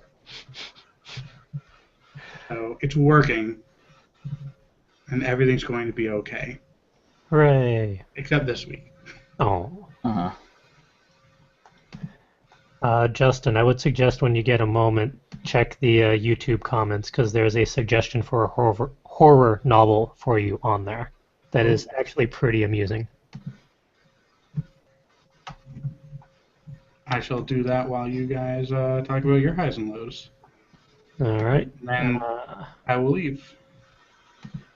I guess I'll jump in and reset the order for these. Already mentioned the first one for the whole strategy session. My productivity high. Actually, I'm going to switch that one at the last second because, for one, the one on there is not actually accurate until tomorrow, and two, I've been productive in other things. I have spent the last 2 days going through a lot of the logo imagery for the Word Ninjas live show and the Not Suitable for Word Ninjas podcast, and properly customizing them for every single episode. I've yet to upload those, but they are pretty much all properly sized for the websites that they need to go on, so it's just a matter of actually posting them, which I may get to do tomorrow because I have an excessive amount of free time after work. And my frightening high is plans for my... No, that's not mine. Good. I'm going to say, that one doesn't seem like mine. My social high was I actually got to hang out with friends and have a social life. And I get to do that more tomorrow. Yay. Isn't it wonderful? It's a bit odd, but very nice. It's refreshing. Next one on the list would be Will. Okay, we already covered the weekend of awesomeness that we had. Another super motivational, makes me really happy high is that I finished the rough draft of Chapter 25 of Roommate yesterday. I actually completed her. So that makes me feel, really good. And it should be live by the end of the day tomorrow. There are also unofficial nano plans that are solidifying in my mind. So that's a high. Again, I'm not actually writing a singular novel of 50,000 words next month, but I am going to be writing my patootie off next month over a course of different things, working on Roommate, finishing the novel from last year, and working on other little things. So I may end up writing 50,000 words just across different stories instead of one big one. That still counts, right? Sure. Still Yeah, counts. Nano Rebel, by all means. Well, that's what I'm going to be doing this next month, Nice. in a week. It's less than a week away. Now there's your horror story. Yeah. And how about Calvin? So, other than the strategery session that spawned a lot of great ideas this past weekend, I acquired a new addition to my camera arsenal. This here is a tripod dial for my camera tripod. You're probably not going to be able to see the whole thing because this thing is freaking massive. But the nice thing about it is quite portable and very easy to assemble and disassemble. Hooray. And it was only $43. That's not bad at all. Yeah, especially seeing as how like most of the other tripod dollies at Adorama were like in the like $300 to $2,000 range. Sweet Jesus. Yeah. Like I'm pretty happy with this one. Initially on the website, looking at this one, it had what kind of wheels did that have on it? It had desk chair wheels on the tripod. Huh. Yeah. But these are clearly not desk chair wheels. These are Yeah, that's going to hold up a lot better. yeah. These are as hardcore as they get, especially within the price range that I paid. So I'm very happy with that acquisition. And speaking of acquisitions, I believe you guys have seen this earlier on Tumblr. And the conversations in previous YouTube videos. Yes. I have acquired apple pie moonshine, as suggested by Caitlin. yes, I blanked on her name. I'm terribly sorry about that, but Caitlin, this here is in honor of you. We're going to try it this weekend, and I'm going to record it. I'm intrigued by that one. As am I. I haven't tried it yet, and I'm gonna hold off on it, just to keep the surprise intact for all of us. Yeah, we can get everyone's perspective on it that's willing Yes. to. I'm looking forward to it. If it's even half as good as the grape stuff. And that's not the only one I purchased. I also got the strawberry moonshine. I feel like that might be the more dangerous one. We might not taste the alcohol, potentially, depending on how strong the flavor is. As long as it's not like the honey whiskey. Oh, God. Yeah, that honey whiskey was pretty dangerous, and the strawberry one is looking to be equally dangerous. Oh, The apple pie moonshine is respected 70 proof. Strawberry's 100. okay, so just like the blueberry one. Just like the blueberry. Yes. All right. I wonder why the apple pie is less. I'm not sure. Because of the liquid crust. It's possible. Is there crust in it? No, but there's a cinnamon stick in it. Nice. Ooh, Need cinnamon with apple pie. I just noticed that. That's cool. And of course, the strawberries got number strawberries in it. I'm excited about both of them. I suggest we do our sushi place before moonshine. So we at least have some food in us first. Yeah, that's a good idea. Definitely, yeah. Should I bring the blueberry one with me, or should I just leave that behind? That's at your discretion. Okay. My car is relatively empty this trip. So, You know, we're gonna have all the stuff. yeah.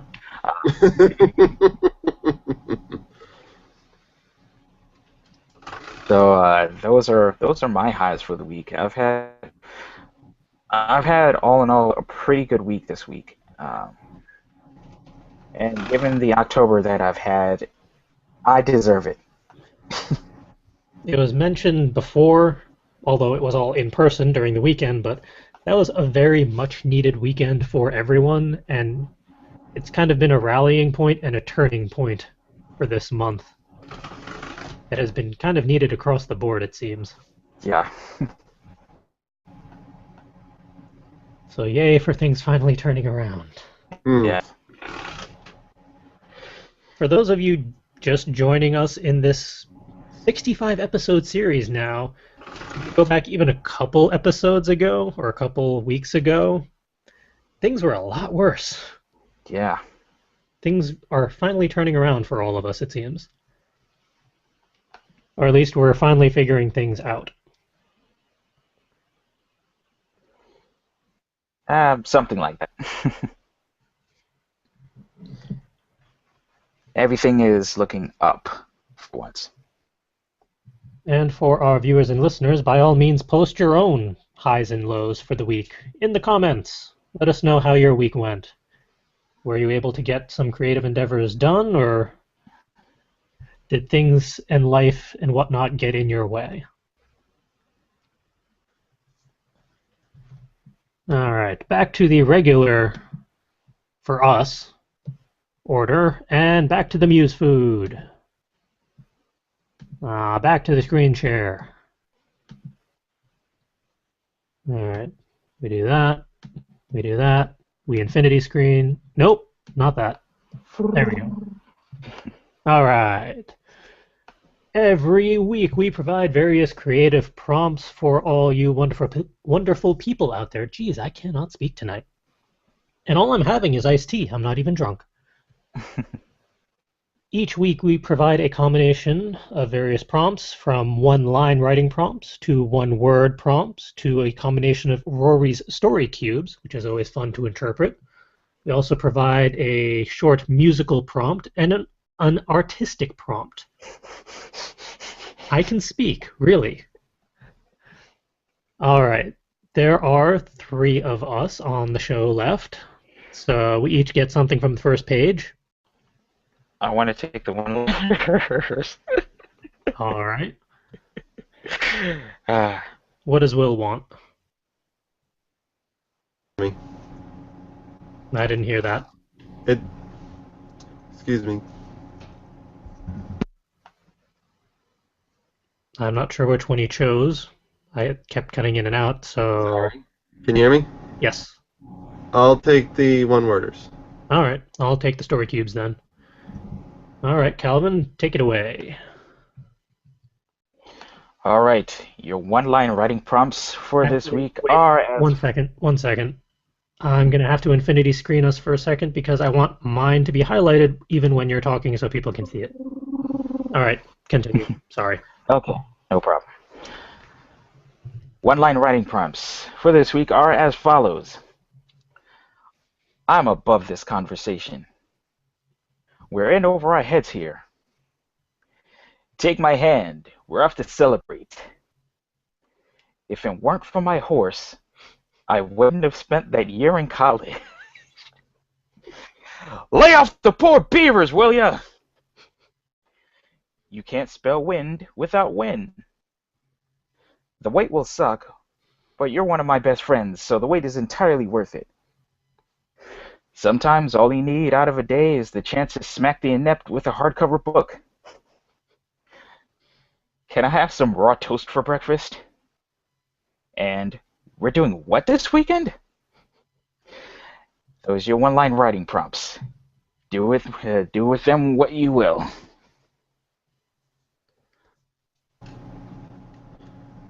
All right, so our one-word writing prompts this week are revolution, acknowledgement, tired, wonder, wait, demand, satisfaction, cloudy, song, and dance. I didn't even intend for this, but acknowledgement is very amusing considering this week's episode of Fairy Tale Podcast. Acknowledge me, acknowledge ya. Never mind. Onward to the story cubes. Alright, we have a pretty soggy t-shirt hung outside to dry in the sun. We have a 6-story building of some sort. We have a nice little flower. Possibly a sunflower. Or a daisy or some such. We have a little blue person using echolocation. Either that or he has sonic powers of some sort, because he has little sound waves coming out of him. We have a sad little clumsy person knocking over a beaker. That won't end well. We have a strong man raising weights above his head. We have a footprint. We have a cane, like a walking cane or whatnot. And we have a mushroom. Not a mushroom, but a mushroom.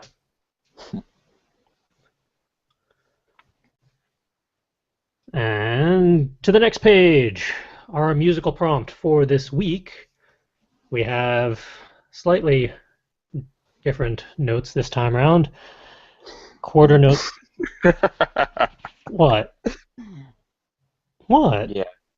We do. Continue. Go ahead. I feel like there's a musical joke in here somewhere that only Calvin will understand, or those that can read notes. Maybe. Alright. Yeah. Quarter note C, half note A, quarter note B, quarter note B, quarter note A, half note G, half note E. And that is your musical prompt for this week. Oh.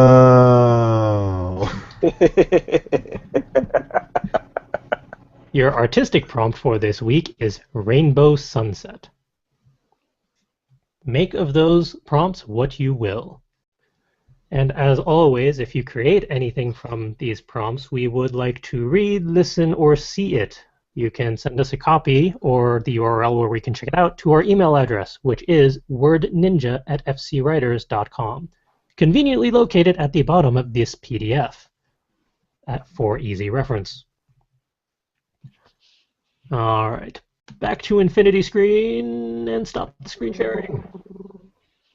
All right, there's that. And then we did that, and then, oh hey, that's the end of the show, because we did all the segments. No, wait, never mind, events. I lied. We have events, and they're all, like, coming up now. We have Rhode Island Comic Con this weekend. Woohoo! We'll all be traveling up Friday and selling all of our shiny baubles on Saturday and Sunday. So if you happen to be in the area and happen to be attending, by all means come say hello. We are going to be in the vendors section, not the artists section. So please make that note. I cannot give you a specific table or location within the convention center because I don't know where they're placing the vendors. Unfortunately, we were not able to get that information. in time for this episode. So if you're attending, check the booklet that I presume they will have with all the various information.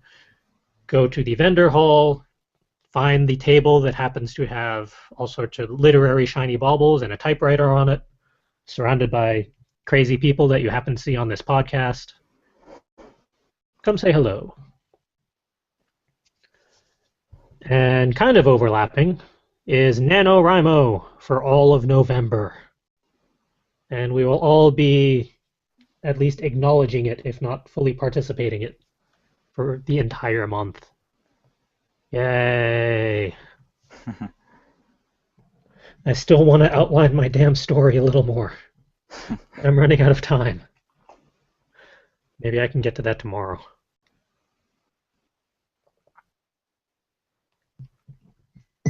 And yes, we are working on 2015 events, but that's still far enough away, thankfully, that we don't have to worry about it too much yet.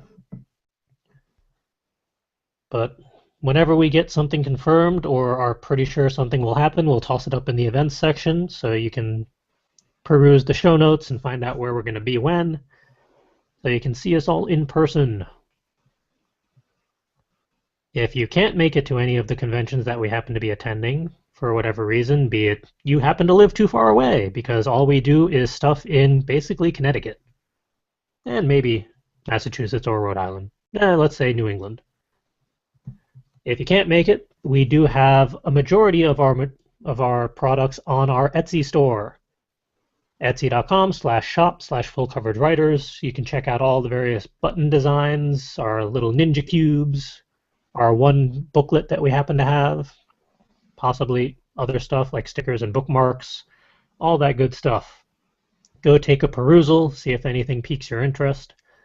You do get a better price at conventions in person because we don't have to worry about shipping, so we can give you a little bit of a deal there, but if you can't make it, it is what it is. That's what the store is for.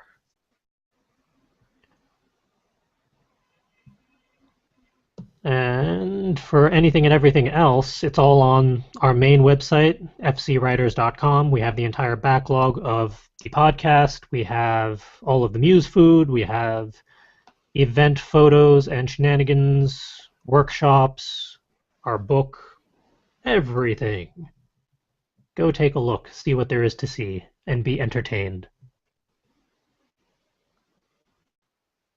And with that, it's time to wrap up this entire episode in just under 2 hours and say just who we are and where people can find us on the internet.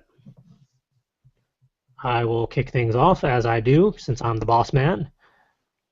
If you want to track me down, you can most easily find me on my personal Tumblr, which is fancypantswolf.tumblr.com, or on Mondays on the Fairy Tale podcast as Mockeroff on their YouTube channel, presuming I don't get distracted by work or SOS messages or anything else. And if you are participating in Nano, my Nano ID is YGJunkie85 because that's what my identity was over 10 years ago now, good lord.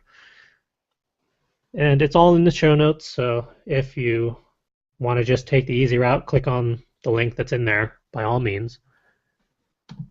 And next up is Will. Mostly, if you want to get in contact with me, the best place would be to find me on my Tumblr at darkhom.tumblr.com. It's darkhom.tumblr.com. You can also find my writings for Roommate at myroommatesastripper.tumblr.com as listed on the link below. If it's displaying, it should be displaying, it should be there. And that's mostly it for me. And how about Calvin? All right, let's see here. Making some changes here. You can find me on Twitter and Instagram at CCWII. Those are my tags there. You can find me on Tumblr at 2 places now. Excuse me. You can find me at instacal.tumblr.com, where I post pictures from Instagram and reblog things that interest me. And you can check out my new Tumblr. It is titled The Ever-Changing State of Calvin. You can find that at stateofcalvin.tumblr.com. There I will be posting more creative and personal endeavors. So keep an eye on that. Should be some fun stuff happening there. Cool. All right, all. That's going to be a show. Thank you for joining us for episode 65 of Word Ninjas Live. You are more than welcome to join us next week for episode 66, where we will have hopefully survived Rhode Island Comic Con and started NaNoWriMo 2014. Chances are there's not going to be much sanity on the show for that episode, but sometimes that's half the fun. So until next week, all, have a good night. Dose. Relevant lately, the whole concept of family values in, for lack of a better term, TV sitcoms, it kind of expands a little bit beyond the traditional concept of a television sitcom, because we have other examples in there, but the whole concept of Family Guy versus The Simpsons in regards to family values and how TV sitcoms have let that degrade over time. Because the initial one that we thought of for like proper family values is the Addams Family, which is semi-relevant for the Halloween season, but also because they actually had proper family values. Whereas Family Guy, not so much. It's just general dysfunction all around. Yeah. And then that led us on to like a 40-minute discussion of figuring out how we went from the Addams Family to Family Guy. In terms of both, not just in terms of chronology, but in terms of values, just going.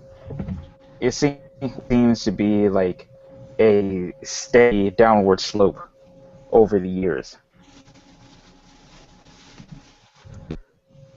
Well, I have a hypothesis about this, and I don't know if you guys came up with your own hypotheses during your drive.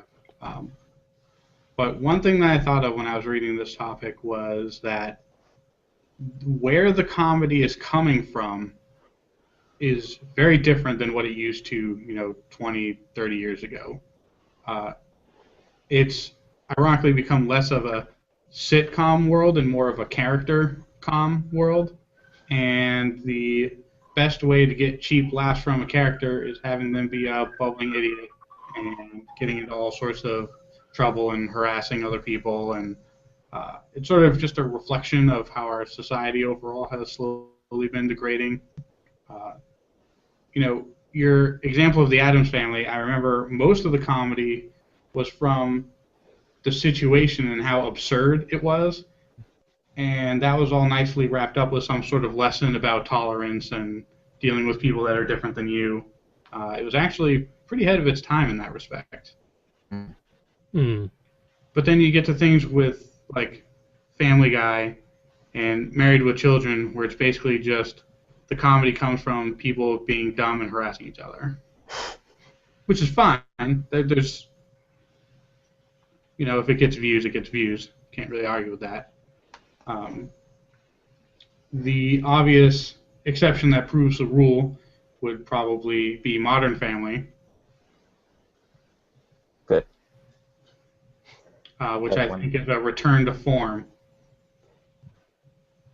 That was a sitcom that did come to mind. It actually works very similar to how modern guns work, with lots of really tight tolerance metal parts rubbing together constantly. Tight metal parts that you actually don't want lubricated, which makes maintaining them somewhat of a challenge. So what I've done is I've basically bought all of the cleaning supplies that I would need to clean a gun and kind of applied that to the typewriter. So I have here some gun bore cleaner and extremely long Q-tips. And basically what I did is, while wearing eye protection, and I'll get to that in a second, and covering the platen with a piece of paper, which is the little roller, so that the stuff doesn't get on it because it's extremely toxic and it's a solvent and it will melt through everything that's not metal. And I just kind of kept dipping the swab in and cleaning all the little nooks and crannies while slowly moving the keys up and down, doing both shift and not shift. And my typewriter has 2 different ribbon settings, so I made sure to switch back and forth between those. And just kind of really, it's all about patience at this point. And you just really have to get into as many places as you can. Once that's all dried up, you can use a handy-dandy can of air to clean up excess dust that collects over time, especially with over-lubricated typewriters. I also grabbed a few gun cleaning brushes, which I used to do wide sections that needed like heavy polishing, especially the type bar. The type bar is really important to keep clean because that's where most of the time your type key will fail. So keeping that really clean and unlubricated is very important. There are some areas that do need lubrication, like the ribbon throw, for example, which is the piece that brings the ribbon up so that when the key hits it, it will actually hit the ribbon and not just the platen by itself. And for that, same company, same brand, I got some gun oil lubricant. It's I believe it's non-water based. You don't want to use a water-based lubricant like WD-40. That will actually make the typewriter behave even worse than it did before. So I don't recommend that. And other than that, wiping everything down and just extreme patience is what it took. It took me about 2 hours of cleaning just the important bits. There's still a lot of dirt and grime in the back that I'll have to get to another time. One thing you'll want to do is definitely wear safety glasses because with these long Q-tips, while I was cleaning in between 2 pieces, the Q-tip actually broke and it acted as a trebuchet, launching a drop of the horrible caustic solvent into my eye. And I was not wearing eye protection. So I highly recommend you do wear eye protection so that you don't go blind. Luckily, I've not gone blind. But it did burn for quite some time. And, oh, wait, yep, now we're live. Good evening, ladies and men folk. Welcome to episode 65 of Word Ninjas Live. Effectively our Halloween episode, since that's only like 2 days away or some such. So, there's that. Spooky. Yes. It's even in the title, so there. As always, I am very insanity and productivity this week too, so I'll toss that in there. Joining me is Will. Hello. Justin. I'm live on location at my job because that's where I live now. And Calvin. I'm on location at home because that's where.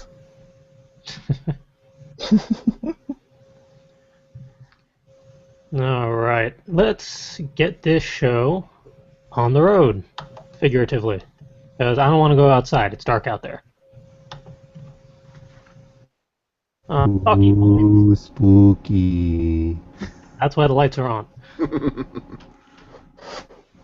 Now that we have Justin back, even though we had to kidnap him from the office, we can have his talkie point. Yes, this talkie point has been coming for a long time, and this is only part 2 of 3 of this talkie point discussion. There will be a third part later when I receive a mystery product that will augment my typewriter even further, and I'll be giving a full review of that next week. Will there be a test afterwards? No, it's the kind of review, like a product review, not like a pre-test review. So we don't have to take notes? No. You could, but that's not going to be very helpful. So, I finally have my typewriter, and I have it here, and I am super, oh god, so heavy, super excited. I'm going to show it on the camera, even though it's extremely heavy. It's a Royal Quiet Deluxe, not dissimilar to the one CJ has himself, except mine is the 2-tone version.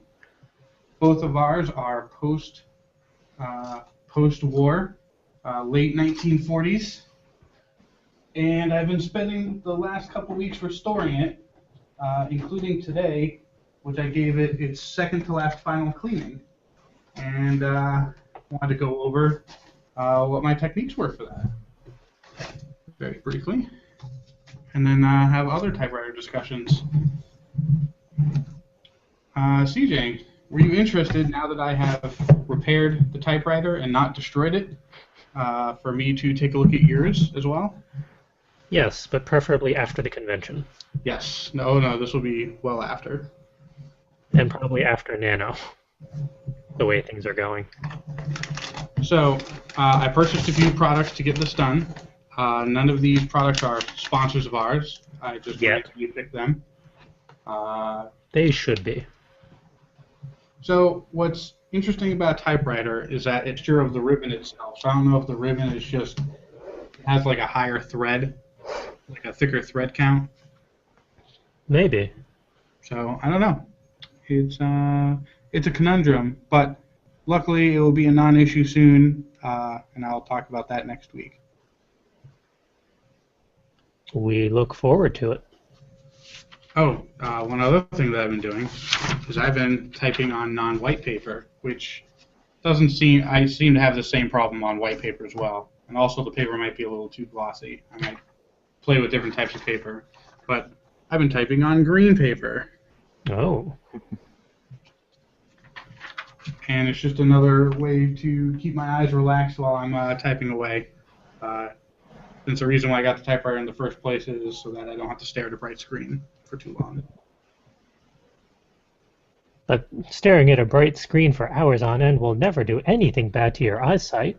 No, definitely not. And it definitely doesn't keep me awake from all the color spectrum that enters my brain. Nah, that would be unheard of. So yeah, I look forward to next week where I talk about the mystery item that I purchased. It's shipping. Hopefully it'll be in by Friday before Nano, but I fear that it's not going to be until Monday, which is going to make Nano a lot more difficult. I can imagine.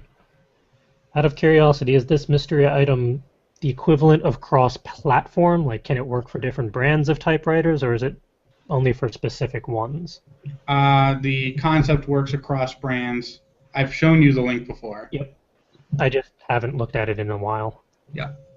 Because I'm thinking my Smith Corona Galaxy, it's not going to be used for anything convention or company-wise. So it might be worth playing around with that one. Mm-hmm. But I'm going to let you toy around with such things first. Yes, it was not cheap, but not prohibitively expensive either. Yeah, it's not terribly priced. It's just you gotta invest in it and be ready for it. Yeah, and it's custom made. And well, again, we'll talk about that the next week that I'm on, which hopefully is next. Eventually.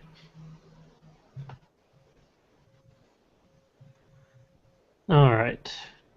I guess it's time for the next talkie point, which is a dual leader talkie point. Ah, yes.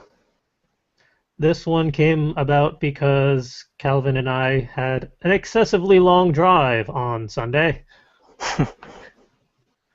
And as we do, we tend to get talky when there's excessively long drives and absurd amounts of traffic that Justin managed to bypass entirely because he left about 5 minutes before us. Also, I took a completely different route. Yeah, there's that too. But yes, the next talkie point is something that we bantered about a bit because it's relatively... I will be posting a full picture tutorial of cleaning a typewriter when I do my second pass, and I'll be posting that on my website once that's up and running. So keep an eye out for that. Other things I wanted to go over, purchasing ribbons. So ribbons aren't quite as hard to find as they used to be now that there's the internet. And I actually found that if you just keep an eye out on reviews on Amazon for typewriter ribbons, you can get typewriter ribbons for most of the really common typewriter brands. And as long as you check the reviews and make sure they're not fake reviews and people have confirmed that, yes, these do work for this particular brand, then you're basically all set. So I just went on Amazon and found something for my typewriter and picked it up. It's a dual color ink ribbon with red and black ink, and it seems to work fine. Let's see, the only thing that's weird, and this is something I want to talk to CJ about, and maybe if there's any listeners that have typewriting experience to weigh in. One thing that I've noticed, and I don't know if it's my ribbon or if I'm typing too hard, but I can kind of see an overlay of the ribbon fabric texture on top of my keys. So like if I type in a 0, I can see a 0, but then I see a faint, almost like a weird pixelation, like a noise around everything. I tried to show it on the camera earlier during testing, but it was my camera doesn't focus well enough to show it, so maybe I'll take a picture of it at some point and post it on my website as well. I don't know if you had any experience with not getting clean letters typed in. So it's if you press like the 0 key, the 0 mark will actually show up, but then you'll have pixelation around it. Yes. It almost sounds like you're pressing too hard, or maybe the paper is a little too, or not stiff enough maybe, because it sounds like the key's going through the ribbon, through the paper onto the platen, and it's just kind of balancing out. Like if you use a stamp on a piece of paper, like an ink stamp, and you press too hard, and then you'll get the little extra stuff on the edges. So maybe the roller itself is a little too loose or soft. Maybe it's not stiff enough or something weird, or maybe you're just slamming it down like the Hulk a little bit too much. Well, it's interesting. The difference between like a regular stamp and this is that the ink ribbon touches the paper directly. So it might also be just new ribbon woes where the ink is a little bit too heavily applied. So I have a lot of excess ink going into it. That may be as well. I only have non-branded ink ribbons that I got. They're possibly even re-inked for all I know, because there's no markings on the packaging whatsoever. So that may be why I'm not having those issues, because they're already a little drier than what you have. Yeah, it's definitely the texture